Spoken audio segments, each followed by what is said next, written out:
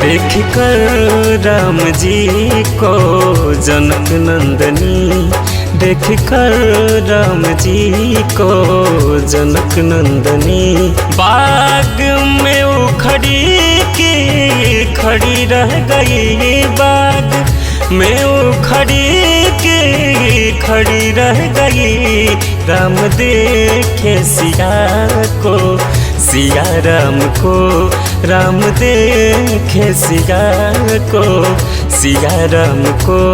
चारों अखियाँ लड़ी रह गई, चारों अखियाँ लड़ी रह गई। देख कर राम जी को जनक नंदनी।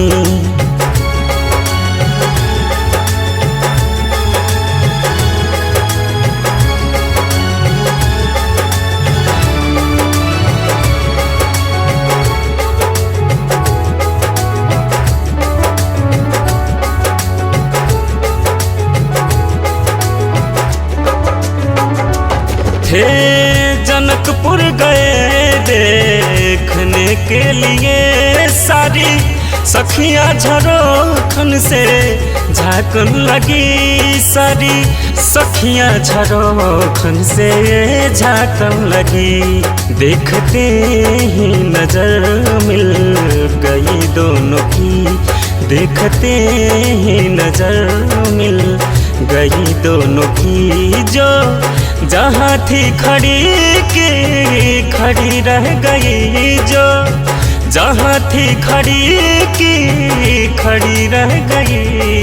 राम देखे सिया को, सिया राम को। बाग में वो खड़ी रह गई, बाग में वो खड़ी रह गई। देख कर राम जी को जनक नंदनी।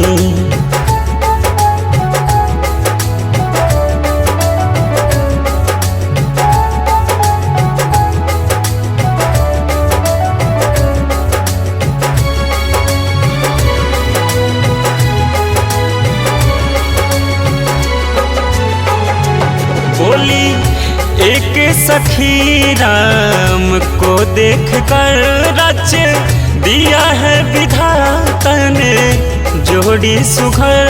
रच दिया है विधाता ने जोड़ी सुघर। पर धनुष कैसे तोड़ेंगे कोमल कुंवर, पर धनुष कैसे तोड़ेंगे कोमल कुंवर। सब में शंका बनी रह गई, सब में शंका बनी रह गई।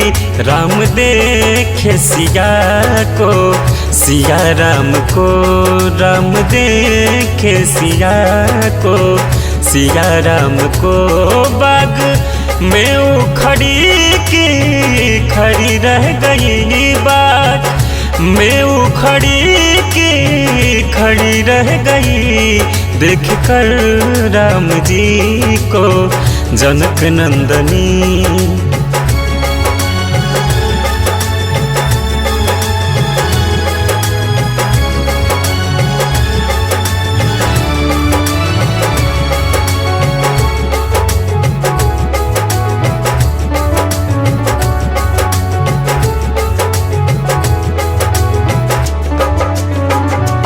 बोली दूजी सखी छोटन देखन में है, पर चमत्कार इनका तो नहीं जानती। पर चमत्कार इनका तो नहीं जानती। एक ही बाढ़ में ताड़ी का राक्षसी, फिर गिर की पड़ी रह गई। वो गिर की पड़ी रह गई। राम देखे सिया को, सिया राम को। बाग में वो खड़ी रह गई, बाग में वो खड़ी रह गई। राम देखे सिया को, सिया राम को राम देखे सिया को, सिया राम को चारों अखियाँ लड़ी की लड़ी रह गई, चारों अखियाँ लड़ी की लड़ी रह गई। देख कर राम जी को जनक नंदनी, देख कर राम जी को जनक नंदनी, देख कर राम जी को जनक नंदनी।